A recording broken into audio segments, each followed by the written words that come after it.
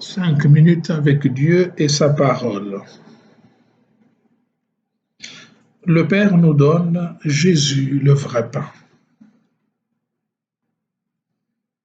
Jésus leur répondit, Amen, Amen, je vous le dis, ce n'est pas Moïse qui vous a donné le pain venu du ciel, c'est mon Père qui vous donne le vrai pain venu du ciel.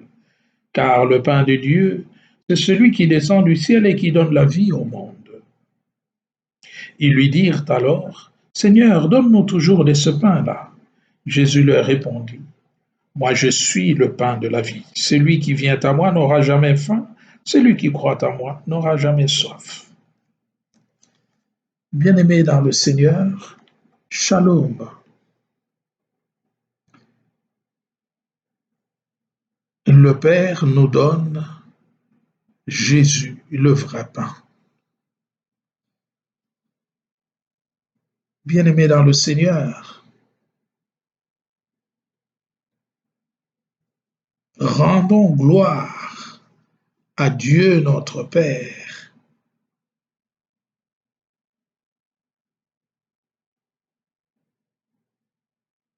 Parce que le salut, parce que venu au milieu de nous, le salut, la puissance et la souveraineté de son Christ. Alléluia. En fait, la gloire, pourquoi nous la devons à Jésus? Par sa résurrection, Jésus inaugure ce règne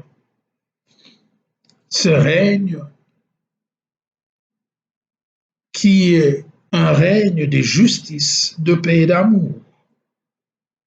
Et ce règne que Christ inaugure pour nous est ouvert à tous les hommes, sans exception, mais les hommes qui croient en lui et qui, renaissant de l'eau et de l'esprit, sont nés de nouveau, sont entrés par le baptême dans ce mystère de sa mort et de sa résurrection. C'est ce peuple-là des baptisés qui rayonne de la joie pascale, il doit exulter à travers toute la terre. Comme le dit la préface de ce temps merveilleux de Pâques.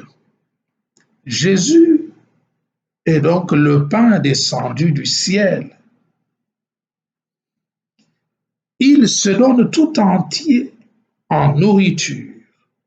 Il est la vraie manne, la manne qui est tombée du ciel, pas celle que les Israélites ont mangée au désert avec Moïse. Mais lui, il est la vraie manne. Il dit, je suis le pain de la vie. Cette déclaration que fait Jésus sur le pain de la vie comporte 3 éléments, 3 points essentiels qu'il sied de scruter pour en cerner le sens profond. Eh bien, le premier point que nous pouvons retenir là, Jésus est le pain de vie, c'est-à-dire le pain qui donne, qui procure la vraie vie. L'expression pain de vie évoque l'arbre de vie. Rappelez-vous dans le jardin d'Éden, symbole de l'immortalité bienheureuse. L'arbre de vie auquel il n'était pas permis de toucher, symbole de l'immortalité. Alors Jésus se révèle donc ce pain-là de vie. En fait,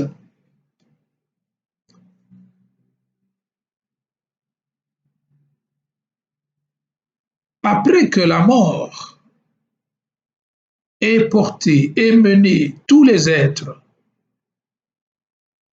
à leur perte, le Christ, qui est le pain de vie, nous a vivifiés par lui-même. Nous croyons bien qu'il est le levain de la pâte humaine qui était cuit au feu de sa divinité.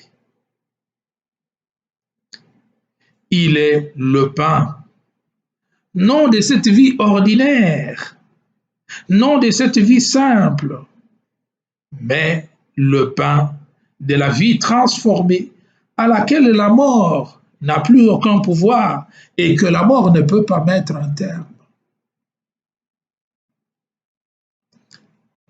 Jésus, le pain de vie, ça c'est le premier point.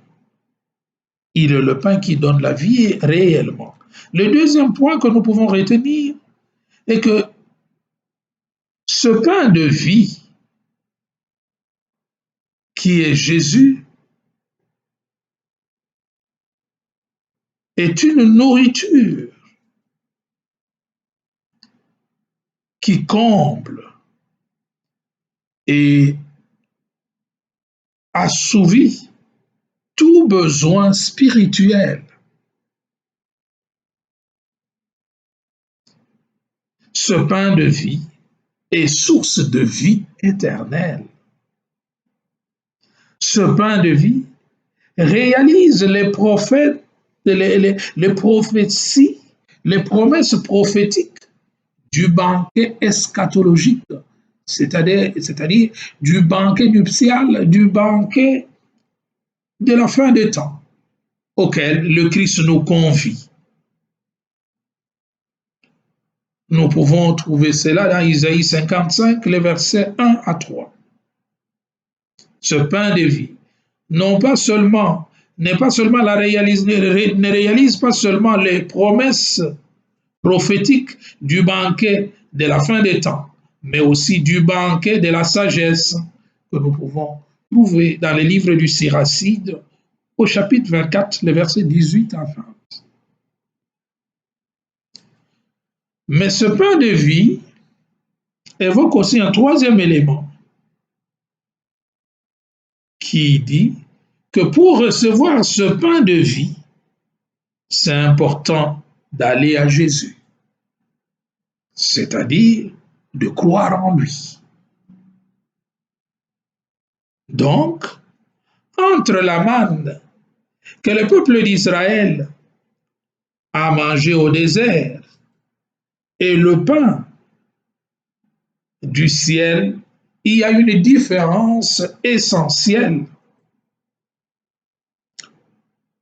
À cause de son motif, à cause du motif de son origine céleste, le pain que Jésus offre au monde, c'est lui-même. Ce pain-là, il est transcendant. Il dépasse tout entendement et tout ce que nous pouvons nous imaginer.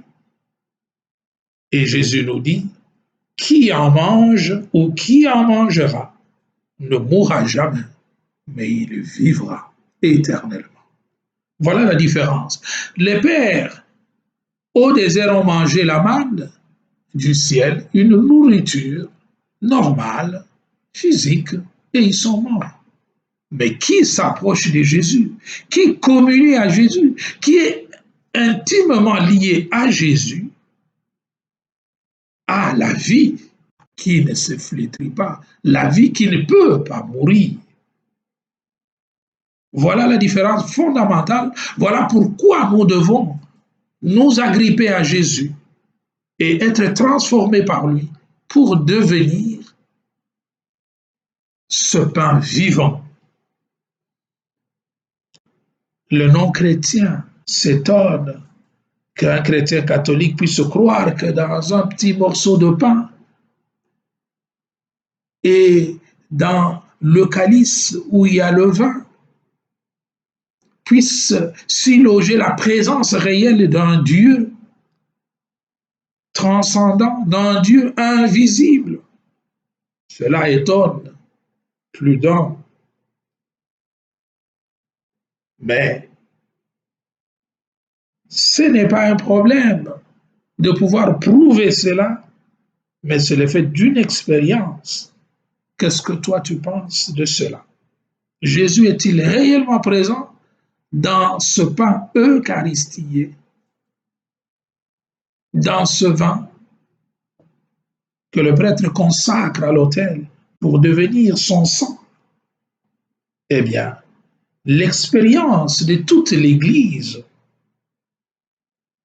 nous dit que dans les sacrements, et spécialement dans le sacrement de l'Eucharistie, nous rencontrons le Christ qui est la vie et qui transcende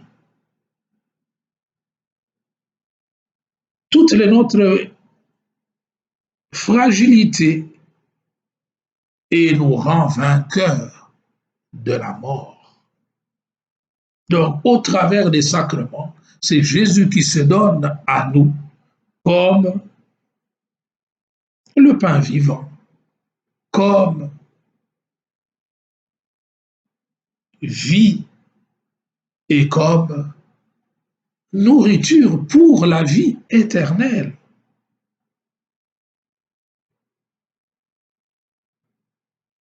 C'est par la foi que nous pouvons ainsi accéder à la pleine connaissance de ce mystère. C'est pour ça que nous disons à l'anamnèse, il est grand le mystère de la foi. Et comme, pour paraphraser les disciples, Jean qui disait, ce que nos yeux ont vu, ce que nos mains ont touché, ce que nos oreilles ont entendu, cela nous vous l'annonçons, afin, en ayant foi en lui, vous ayez la vie par lui. Oui. C'est cette grâce que nous obtenons au travers des sacrements. Mais une grâce qui ne se prouve pas, qui se vit. Il faut la vivre. Il faut en faire l'expérience, comme les disciples après la résurrection, les apôtres et les disciples qui l'ont rencontré, ils peuvent témoigner. Oui, il est vivant. Il faut donc venir à Jésus, croire en lui, faire cette expérience personnelle. Alors vous pouvez comprendre la teneur, la profondeur, la grandeur et la hauteur de ces dieux qui se communiquent à l'homme et qui devient pour l'homme source de vie éternelle. Prions donc. Je te rends grâce, ô douce mère, toi qui nous as donné, Jésus, ce pain eucharistique de ta farine. Aide-nous à l'accueillir et à le porter en nous pour qu'il devienne vie éternelle pour nous. Ô toi Notre-Dame, jette ton regard de miséricorde sur nous qui recourons à toi. Seigneur Jésus, jette ton regard compatissant sur nous qui recourons à toi. Et que Dieu vous comble de ses bienfaits, qu'il vous bénisse, le Père, le Fils et le Saint-Esprit. Amen.